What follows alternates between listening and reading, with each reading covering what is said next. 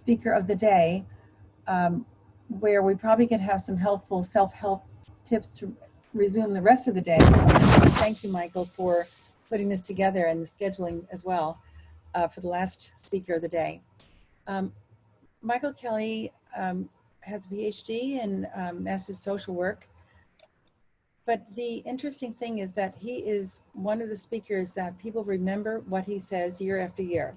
There's always a lot of material, and the evidence base that I remember you speaking of in 2017 in Venice, it still rings in my ears. So thank you, Michael, for your longevity of conferences. He's at the Lucian and Carol Welch Matusik Endowed Professor of the Loyola University in Chicago of Social Work. He joined Loyola in 2006 after 14 years in practice as a school social worker, family and youth minister in Chicago area. Since coming to Loyola, he has published over 80 articles, books, and book chapters on school social work, evidence-based practice, and school mental health interventions. In 2014, he created the Loyola School Mental Health Advanced Practice Program, which is a 15-credit, 2-year online postmaster certificate designed for all theoretical concepts of school-based mental health professionals and heavily informed by the core practice of theoretical concept of school-based family counseling. This certificate has now had 30 students to date from 9 different states and 4 different mental health disciplines, and is set to start its 5th cohort in the fall of 2020. In addition to this, Dr. Kelly leads the Family and School Partnership Program, a leading training in CEU and consultation programs for school clinicians, which has provided consultation and CEU training for over 1,500 school clinicians since 2005. This fall, he will begin a new training course at Oxford University in translational health sciences under the leadership of evidence-based medical expert Dr. Tricia Greenhow, and hopes to bring what he learns fully into the efforts to share the best evidence-based school program with clinicians through the popular news blog and site that he has, schoolsocialwork.net, and the school media platform, SSWNetwork. Thank you, Michael. We'll be very happy to hear your presentation today. Thank you, and hi everybody. It's been really nice to be here today.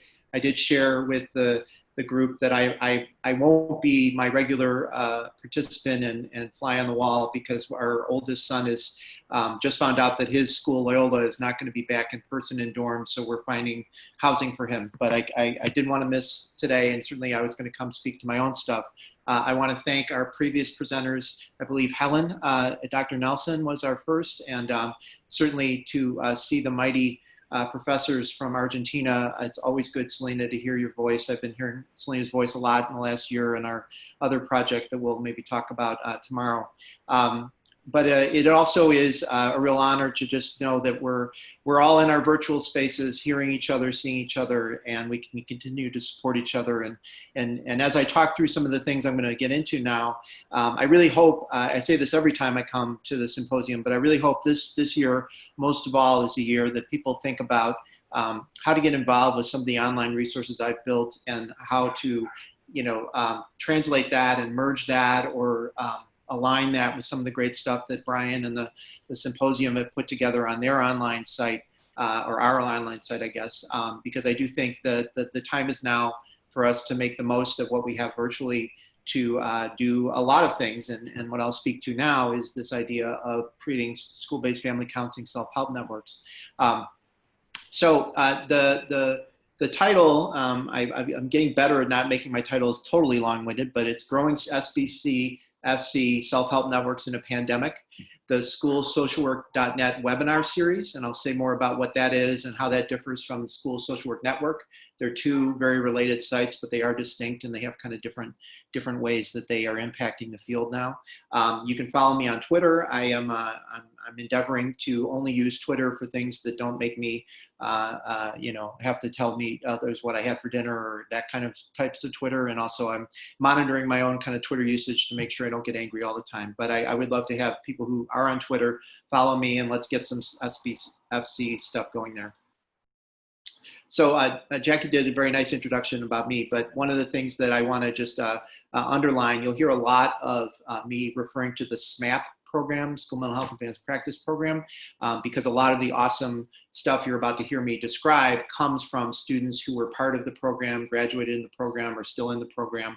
These are all postmasters, school-based clinicians. We call them school clinicians because we have school psychs. We certainly have school social workers, as you might expect.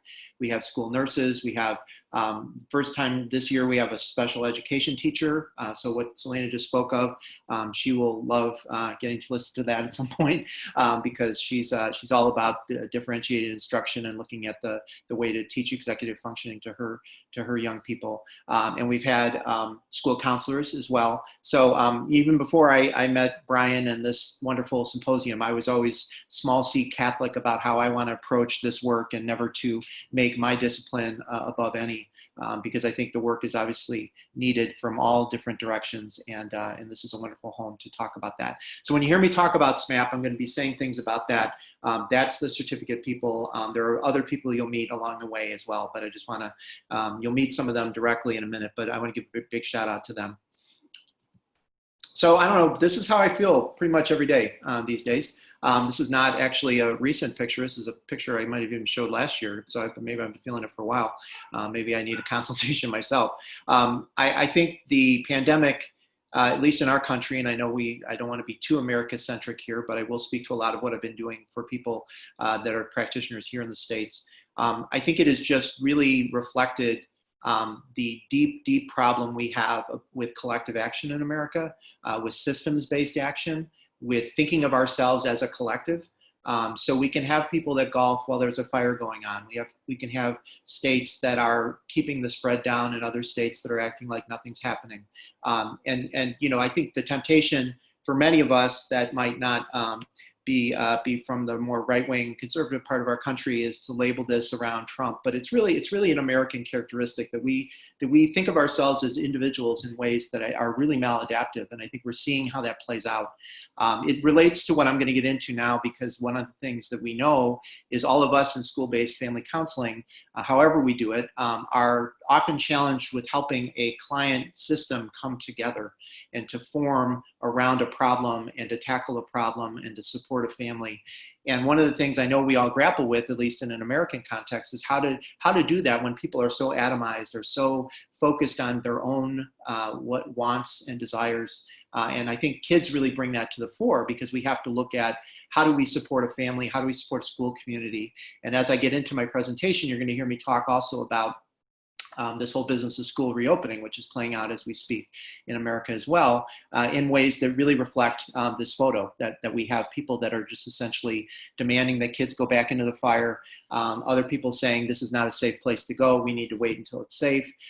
There's very real issues, as we just heard from two presenters, about how people, even if kids are being educated online, how they're learning, if they're learning, are they being bullied online? So it's not that there's a good choice to stay home and do e-learning. It's how to make the best of maybe a really tough choice. But all those things are going to infuse in what I'm going to do now, which is a little different, honestly, than certainly the last two presentations you've heard, and maybe even different ones I've done before. This is truly a kind of rip from the headlines. This is what I'm doing right now, what I've done, what my colleagues that I've been able to join with have done.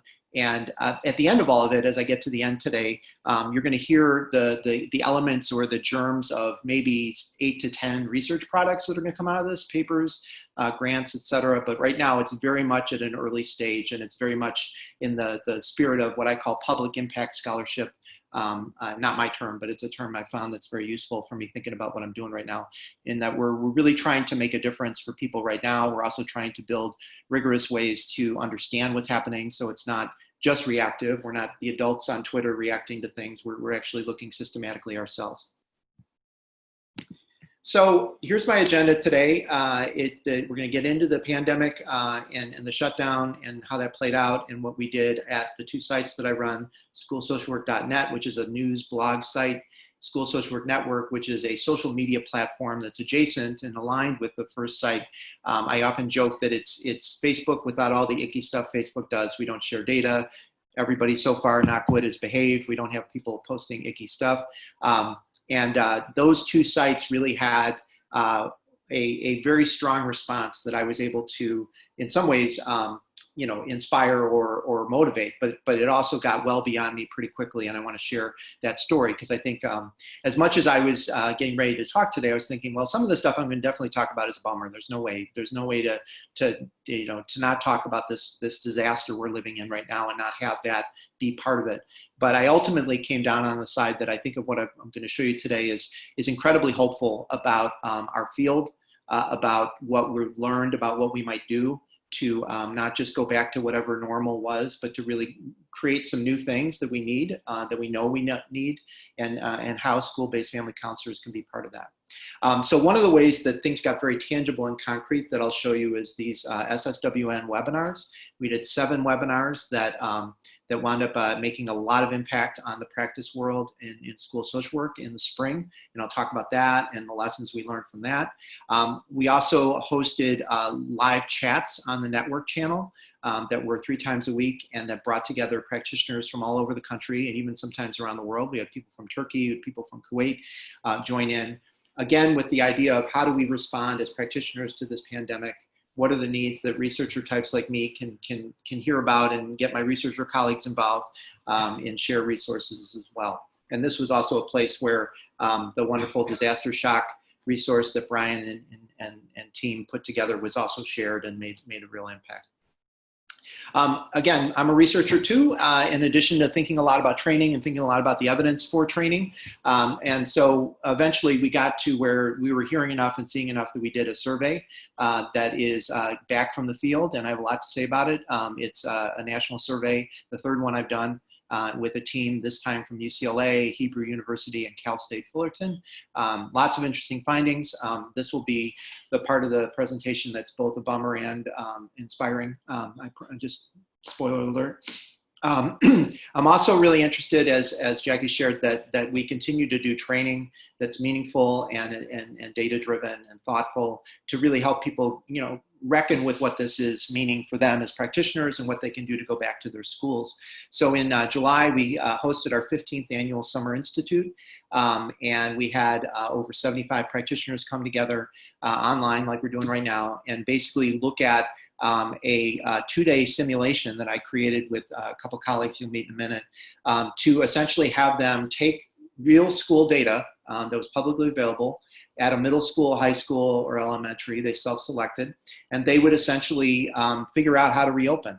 And they would play, my SMAP students played the principal for each of the 9 groups, and then everybody else was assigned a role. They were the teacher union leader, they were the paraprofessional group leader, they were a youth student council president, they were the custodial services person, they were the lead secretary, they were certainly all the disciplines we have here today. And so they had to hash out what they would do to reopen. And then they went to day 2, and we did other stuff too, but when we brought them back after day 1, we looked at what they gave us as their plans, and we gave them kind of, if you have kids or you remember back in the day, the Choose Your Own Adventure books. We basically gave them, okay, now this is your plan, this is what's happened. And we had them have to respond to that and have to deal with that. So I'll report out on that, and then definitely talk about what's next, and that's probably the more researchy part at the end, but there's lots to get into. So big shout out to these amazing, amazing practitioners. They're going to be a big part of what you're going to see and hear now. This is our just graduated SMAP cohort. These are amazing practitioners from 7 different states. Just give them all a shout out by name. We have Laura Montiel just going from left to right, Angie Halstead, Carlos Evans, Krista Sote, Jacqueline Williams, Sean Delaney, Tanya Hernandez, Dory Delikowski, Nadia Gomez Moran, Gabriela Ramirez, and Lisa Johnson here. And this is a picture, this isn't a picture from this summer because we all couldn't be together this summer. This is last summer. And they've just been an inspiration to work with. This is my 3rd cohort you're looking at. The 4th cohort is also awesome, and they're going to show up as well. So pandemic happens, right? We all know that. In our country and in our context, it basically right around St. Patrick's Day, interesting time as a Chicago Irish guy to have St. Patrick's Day be the thing in my memory still of that. And pretty quickly it became clear to me, based on some of the stuff that you heard about how I'm going to do this training course in Oxford. I was following lots of public health researchers from England, from India, from China, from places that have already, Italy, who had already been really in the thick of some of the pandemic stuff before America even started to pay attention. Leaving aside how we paid attention, but we weren't really even tracking it until mid-March. So our state and our town and our school went into lockdown. And so here I am at home. And one of my students, who you just saw again on the previous slide, Tanya Hernandez, you see her here now. She is the school social work liaison for Clark County, Nevada, which, for those of you who are not in the States or don't know, even if you are in the States, it is the 5th largest county in our district in all of America. She is just a force of nature and just a fantastic person to work with as a student and now a colleague. She was tasked over a weekend with coming up with a remote school social work plan for that massive district. And so she used all the tools of our certificate program. She reached out to me. She reached out to some of the researchers I connected her to, and she came up with a plan. And the plan went forward. It was well received by her boss. It then got kicked up to the State Board of Ed. It was largely adopted and disseminated across Nevada. And this is a slide capture, screen capture of her about a week and a half later doing a webinar where she shared out that plan, and she talked about what she did and why she did it and all the things that we won't get into for interest of time, but things like telehealth, consents, how you manage suicide assessment, whether you do a home visit or not, given home visits are not being encouraged, how do you engage families, all that stuff was embedded in this plan. And this webinar has, on our YouTube channel, been seen already by 8,000 people and been forwarded and shared widely. And she had people, media was reaching out to her and all that. So I start with Tanya because she really, I think, stepped into this both as a practitioner and as a person who had a leadership role in her district. But she was also, I think, really concerned with how do I get this going? And then how do we continue whatever plan she came up with, whatever plan everyone else had to come up with? How do we really create a context where people are going to be supported and able to find each other and to do this work? Because we've heard 2 wonderful presentations this morning that really can exist, in that time of school where we're all back physically and we're all back doing what we do. We're not in that now, and we may not be in that for a foreseeable future in a lot of places. So we asked ourselves at our network and our .NET site and my SMAP students, how do we make this not just a one-off webinar? How do we not make this just something where we only talk to the people we know? How do we expand our reach? So here's what we came up with. We put together another webinar, this time with a tech coach, Eric Santos. He's the tech coach of a really cool middle school, and Marjorie Calindris, who is an incoming doc student of mine. She'll be there a year from now. She deferred, but she'll be back, and she'll be a doc student of mine under my supervision. She is a fantastic school social worker. She writes a lot about technology and how to use technology. She would have lots of thoughts about that question that was asked by our friend from Stanford about kind of the whether kids, how they process and things like that. She and Eric put together another webinar about how to do SEL, social emotional learning, using the tech tools that were available. And again, it was very well received. About 5,000 people have watched on our YouTube channel. And again, it spoke to, I think, what we were already seeing in immediate couple weeks in, that there was a lot of desire for people to come together, talk about this, make sense of it. After that, then, I went back to my SMAP students and went on to the network itself and said, we have a lot of people that want to know more specific to their school level about what to do in this time.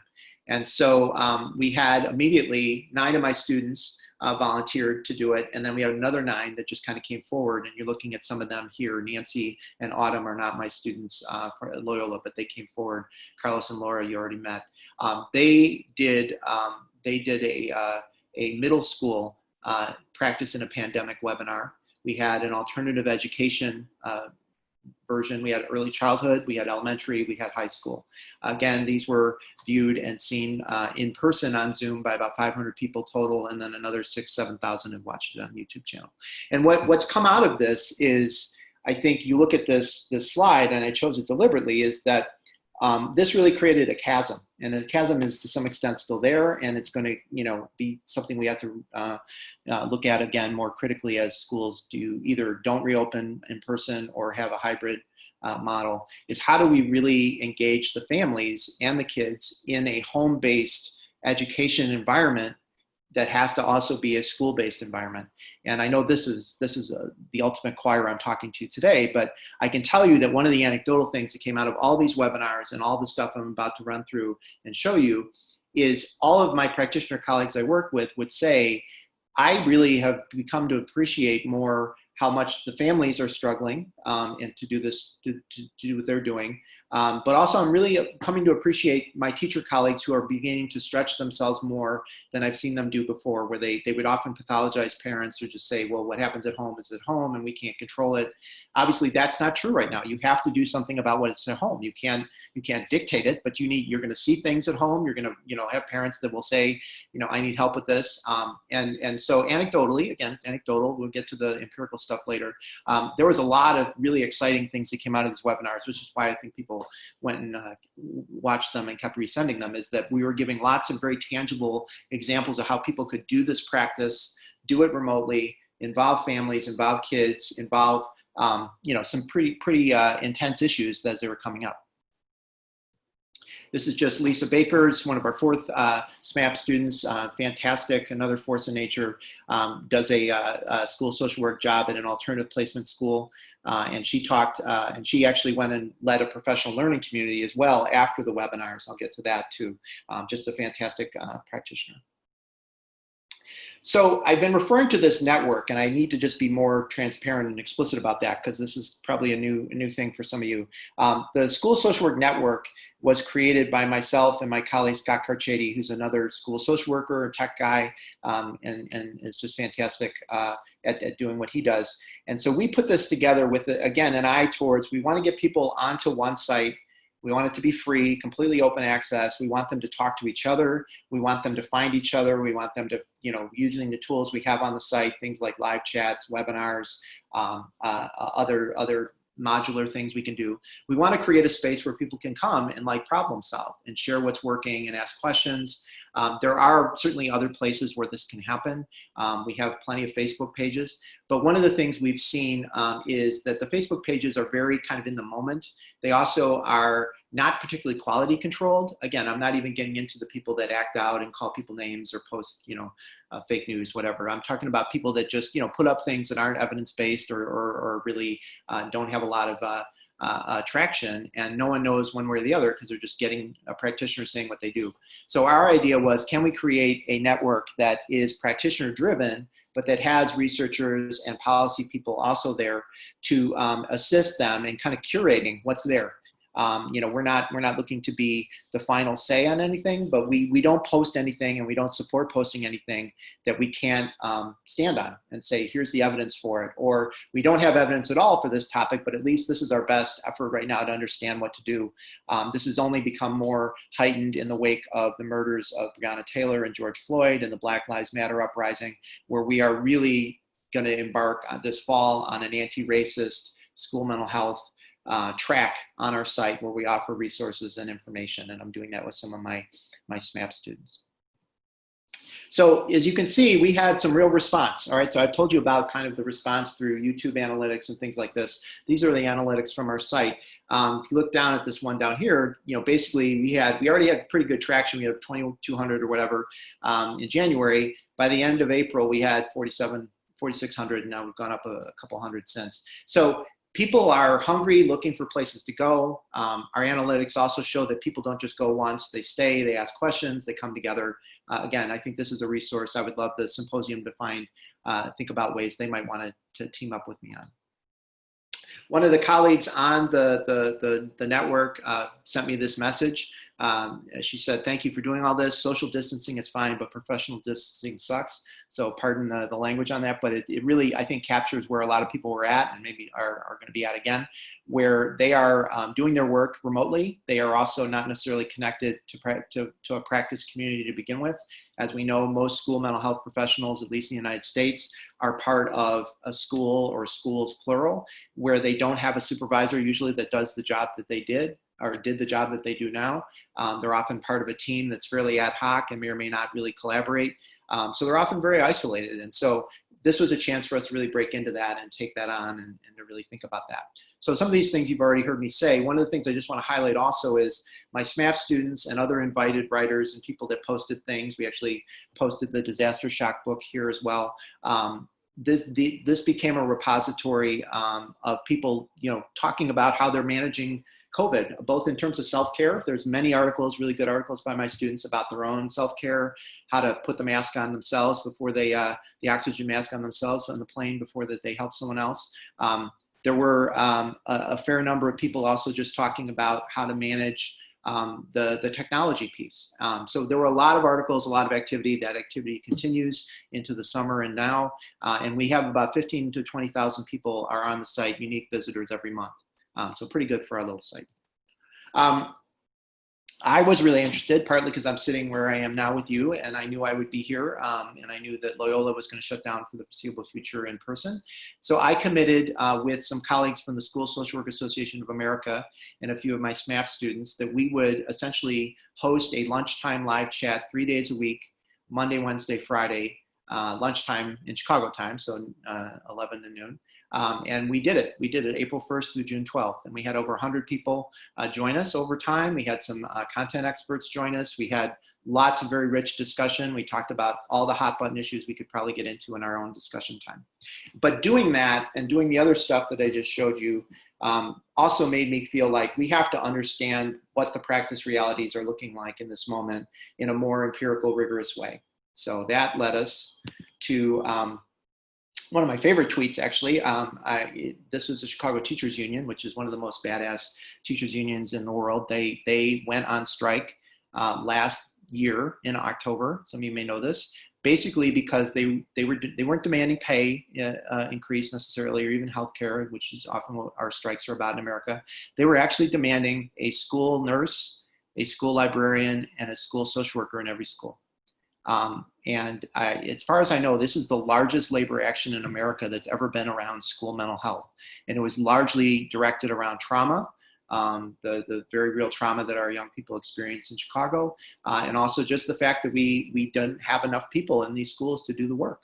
And so they got what they fought for. They are currently in the process of hiring a lot of my students and other students to do the work.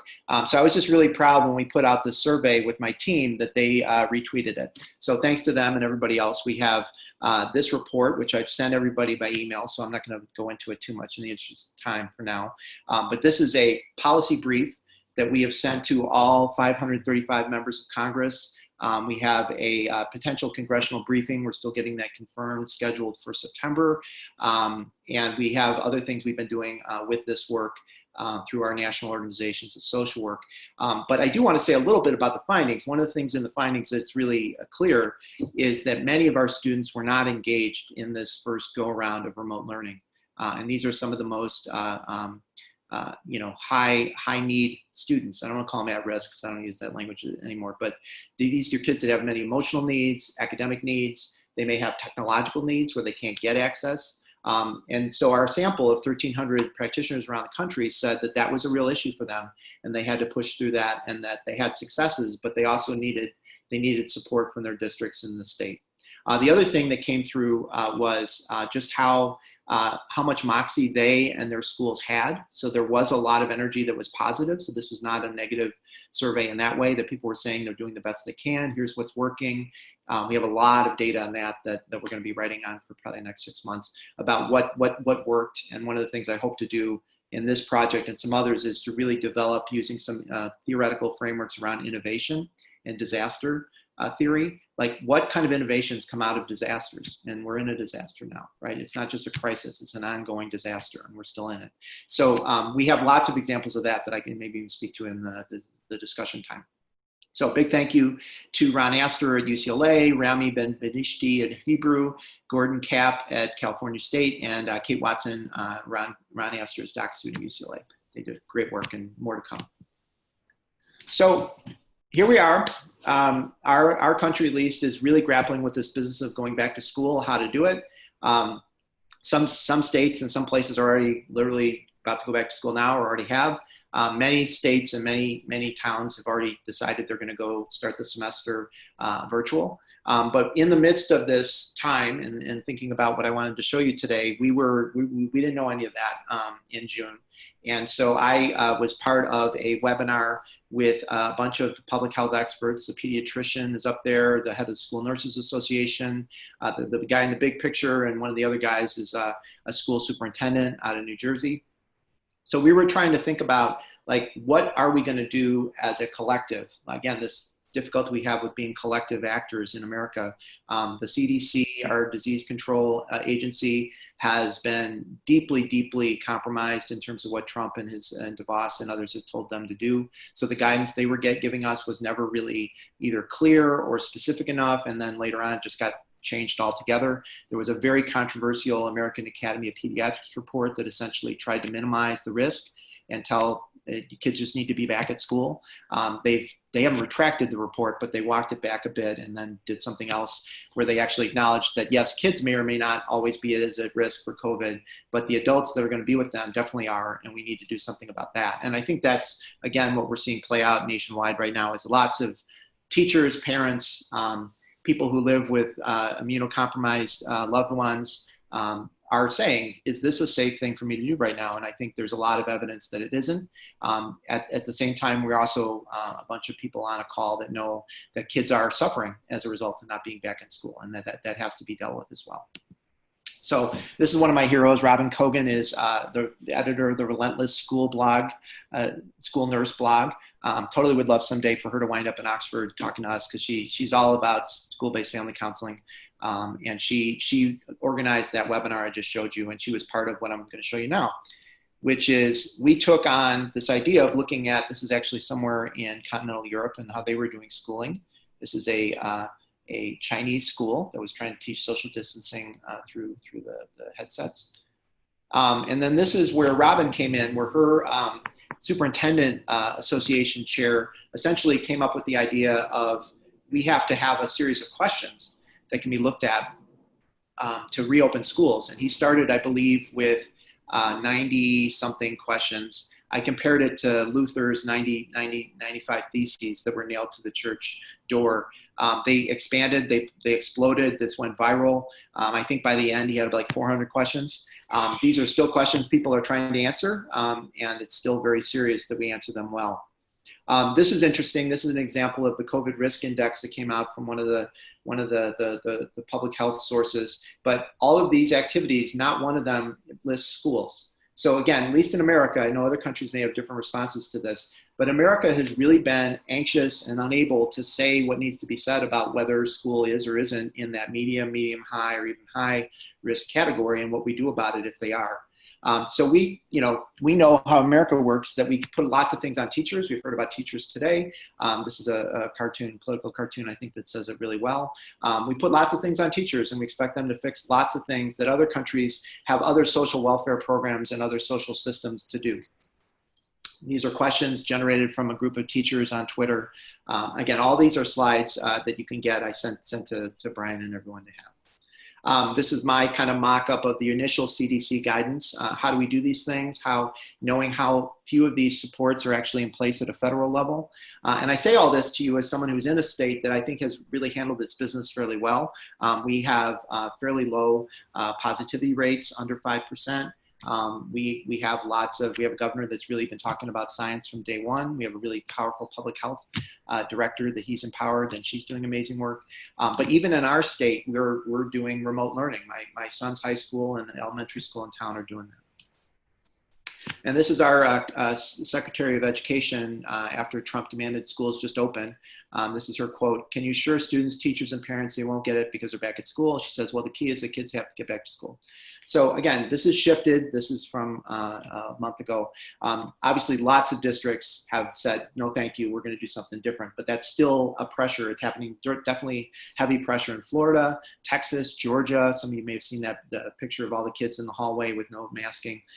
We have a public health crisis that's going to ensue in schools in the next couple months.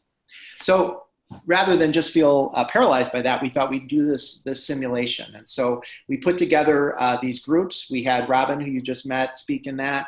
And then we got them in their small groups, and we had 9 of them, 9 groups. It was very powerful to hear how they went about it. I gave them publicly available data. I redacted the name of the school because I wanted them to name the school, and they did. They came up. One was open when it's ready school. Another was Justice Elementary. Really cool energy coming out of this. And again, 75 practitioners all asking themselves, how do we reopen schools safely? Of those, in case you're wondering, of the 9 schools, not one of them elected to do it in person. 4 of them elected for a hybrid approach, which was to be 2 days at school, 3 days off, and the other 5 went fully remote to begin with. And I see I've got time. I'm going to wind up in a minute. So we got them. We had three of each. We asked them to play these roles. And then we changed things up a little bit. So there's some examples of some of the choose your own adventure stuff we gave them. We had 3 bus drivers in one scenario test positive for COVID and what that meant for them to respond. We had a third of teaching staff retire over the summer as they looked at their own health and their own risk factors and what you do with that. We had a core group of kids stage a walkout over wearing masks because we still have very much that attitude in lots of parts of the United States. And then we had a popular teacher getting COVID and dying and talking about that. And I do want to say, I should have said this at the beginning. I mean, I am talking about this both as something I'm living with a wife who a lot of you know, Lucy, she says hello, who's a family practice doc, who's been not in an ER situation, but has been in a lot of situations with people with COVID and has been dealing with this issue a lot as a healthcare professional. But you know, many of you on today and many of the people that we worked with in our survey and in this simulation, this was not just theoretical. They have family members that have gotten COVID and died or been disabled, or they themselves have gotten it and recovered. So this is going to be part of the mix as well as we move forward. So what are the next steps? Obviously, I've just put through a lot of things that we haven't done, the more researchy stuff that we heard earlier today, where we haven't really figured out kind of an analytic strategy yet. We've definitely collected some data. We have great descriptives. We have lots of stuff to say. This congressional briefing, if it happens, that'll be one place we say it. We're writing op-eds right now. But we're also going to write some just straight up research articles on it and look at a variety of issues as related to the survey work. We do have an article in process right now where we're coding the 5 practice webinars for what they were saying about specific themes. One I mentioned already, practice innovation. Another, the role. How the role changed for practitioners in the wake of this pandemic and as they were doing their business, and also kind of what school leadership looks like now. We did focus groups in July on practice innovation, and we have that data, and we're going to start working that up. And then bringing it back to the self-help piece is I put out a call on my network to ask if people would be interested in this, and so far 75, 80 people have said they're interested, of putting together professional learning communities virtually for the fall that are organized by the 3 reopening formats, virtual, fully in-person, or hybrid, and these will be led by my students, and we'll have a process there. And then ultimately, and this is the thing that I feel like I'm still figuring out, is how do we create a living place for people to get self-help in this next wave of this pandemic? Because I think for a lot of us psychologically, we really thought we'd get through whatever it was in the spring, we get through the summer, we start in the fall. Anybody I'm looking at that knows more about public health than I do, though I've been studying it a lot in the last 5 months, is really not saying we're going to be back at school anytime before January. And even then, given how flu actually works, we could easily be through the rest of this year, at least in America, given how we've handled this and how poorly we've handled a lot of the structures that other countries have done to get the spread down. So if that's the reality, we need to grieve that and grieve what it means for our kids, but then we need to actually do something to support each other. All right. So that is what I had for today. And I am out of my slides, and I'm eager to hear what you all think.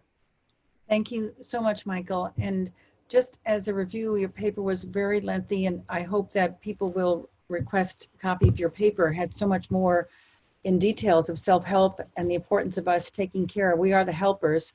And that old line about who's going to help the helper, one of your co-workers, Lisa, she said when she started her group, how do you feel, everybody, today? And then she added, but how do you really feel? So we can ask ourselves that as well. How do we really feel? Are we getting in touch with ourselves to prevent, pandemic burnout, working with our own clients and students?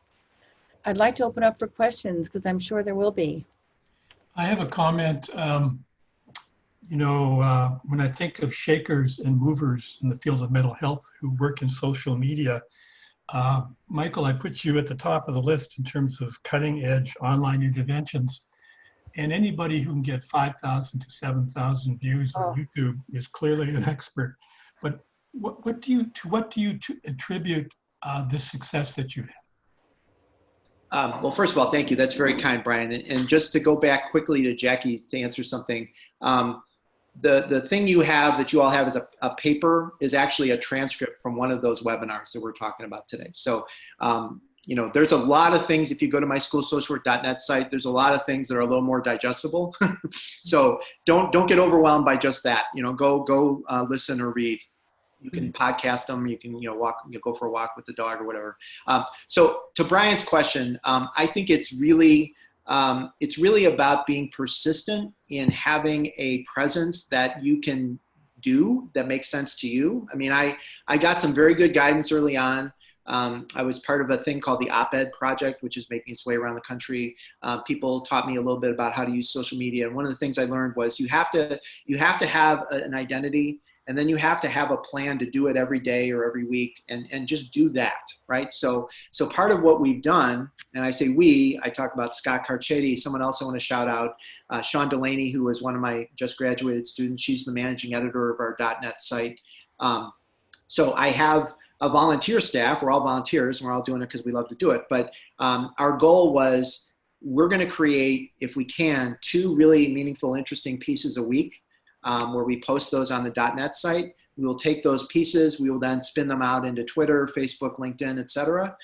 We will invite people to come and give us stuff. When I saw cool stuff on Twitter, I'd reach out to them and say, hey, would you be willing to write something? And very often they did. One of the best things I've had on my on our site in the last year have been 2 things that were completely youth written. One was a group called Students Strike Back, where they basically talked about the issues in the teacher strike in Chicago. The second one, which I was so proud to publish, was a research brief that was actually written by young people in Chicago about getting police out of schools and police-free schools. And it was, Nurit, I'm looking at you, Nurit, like the data analysis they did was just fantastic. I can't believe that, 17, 18-year-olds that just did this with public available data. So, and they actually didn't get their way. I mean, Chicago still is a heavily policed town, so they lost a 4-3 vote, but they're not giving up, they're coming back. So as I talk in a rambling way about your question, Brian, I think the answer is have a schedule, have something you can do. Certainly lots of things start online and they flame out because people can't meet the day-to-day. And then, ideally pick things you think people are actually going to really want to know about. I mean, the things I've just talked about are things that people are clearly thinking about a lot. And don't do things you don't know how to do. I mean, one of the things that I didn't want to get into today, because we were exactly talking about it today, but I have found a wonderful guy in Florida who does data analytics and data visualization. And he's built a dashboard on our site, you can go find it right now, of looking at the risk factors of each county in Florida for reopening. And all of that is stuff that I don't know how to do. I've never put together a dashboard like that, but he knew how to do it. And he was a dad of 3 himself, living in Jacksonville, and he wanted to do something. So those are some initial answers. I think also just, give yourself time and try to not get too personal about it either, because, definitely you won't have everybody respond. So thank you for that wonderful compliment as well. Hi, Michael. Hi. Hey, Helen. Good to see you. Good seeing you. Yeah. I have a question and a comment. I'm involved in a district where they're doing phased way of entering school, and we're starting with first phase, which is totally a distance, and then second phase is just only particular people going in, maybe in the office, or just teachers going in to do their teaching without students, but being recorded, and then maybe hybrid, and then, the fourth phase would be, fully regular schooling. But, just looking for resources in some of the work that you're doing to share with the leadership in being more aware of the impact and, you know, just because I think everyone's going through this for the first time and they're kind of like grappling for information and just recognizing that the leadership, they don't really have all the answers. They don't really know. And they're like, it's a trial and error kind of a thing. And so I just appreciate your work and was wondering where would I direct some of the people who make decisions to have more clarity on what's going on. Yeah, wow. So it's really concerning that we do not have a federal coherent response to send you to. We really don't. I mean, you know, there are places I could give you lists of websites, but the CDC stuff is really, really problematic. They don't give the guidance that really would help your administrators say, this means we open school, this means we don't. I have some colleagues that are in public health that I follow on Twitter that I'm happy, if you want to email me, I can give you some of them. One of them is a good friend I've been working with. Her name's Megan Ranney, R-A-N-N-E-Y. She and I do a lot of work also on gun violence as a public health crisis. And she wrote a wonderful article just last week, really trying to distill like 5 questions about reopening.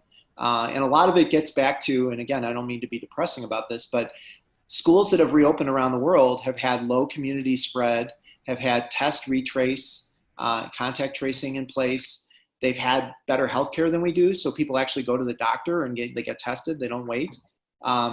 And they also, you know, in some cases, not all, because Scotland certainly is not what I would call a collectivist culture, but they've been able to keep the spread down in ways that the UK and England has not, because they've committed to public health principles. But many of the countries that have really gotten it down, like Vietnam, Taiwan, some of these other places, they also just had a much more of a norm of social engagement that was based around masks to begin with, because they did it from the SARS epidemic. But they also have a way to kind of organize people to say, this is what we're going to do. Everybody's going to do it.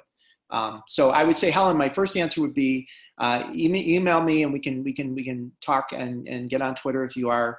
And certainly go to my site. I mean, I have a lot of things there. I mean, I'm not the expert on any of this, but like there's a lot of things I'm posting and sharing there. But the one thing I think we need to do is we need to be honest that at least in America, we do not have a coherent policy for why schools should reopen aside from a president and a secretary of ed that said we just have to. Mm-hmm. And then under that, people are making better arguments than others. I mean, certainly I don't think kids should just stay home just cause, but the best analytics that I've been able to gather is the stuff I just said. Communities that have low community spread and have the infrastructure in place, you're still going to have outbreaks at schools, but you can at least open them. But if, you know, most parts of the country don't have that. Yeah. So on the chat, type the site that you're referring to so that we can. Yeah, I will. Yeah, I use the chat all the time. I know we weren't using it earlier, but I'll put that in. Thank you. You will. The nice fellow, I believe, from Stanford, Dr. Joshi. Yeah, Shashank. Thank you, Michael. Man, you are my new hero. You have taken this concept of public impact scholarship to a whole other level, and it just warms my heart that you're from the Midwest, because I too am a Scotty kid, and I could hear it in your voice when you were talking. I am involved with a number of initiatives here in California, and I've just been sending your stuff out to all of my network in real time. We're doing a talk with the Academy of Child and Adolescent Psychiatry on Tuesday, and I think everyone's going to be following you on Twitter and subscribing to your YouTube channel. This is just, you know, one of the most practical and useful talks that I've been a part of in the last 6 or 7 months, and I just want to thank you. You really, your work has such impact, and you have a wonderful style and presentation.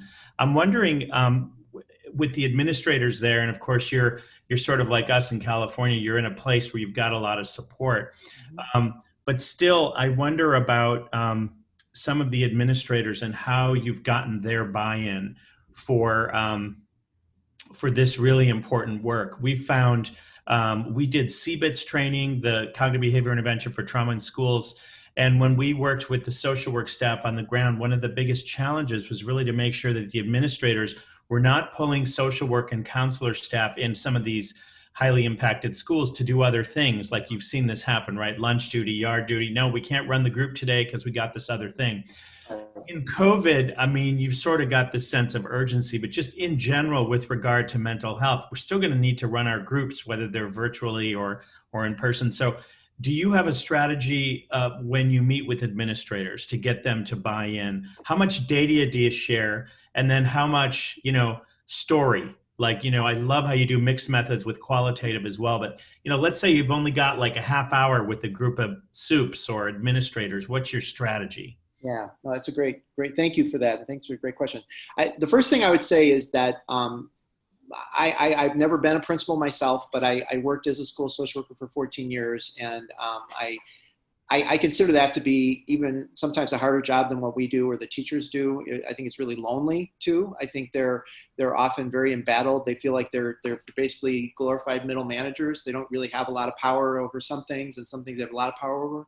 So none of them would ever acknowledge that I was their client, because that would get weird and they wouldn't like that. But like, I was often a real sounding board for them. So when I actually, to your question, when I actually talk to them in person, I tap into some of that. I ask them, about themselves. I ask them about what they hope for, what their hopes are for their schools. Like, I don't go data right away. Mm-hmm. The second thing that I do, though, and this is very much related to my certificate work with my students, is they do a 2-year school change project, which I'd be happy to share with you and everybody else about what we do, where they essentially have to build a stakeholder community of support to change something in their school.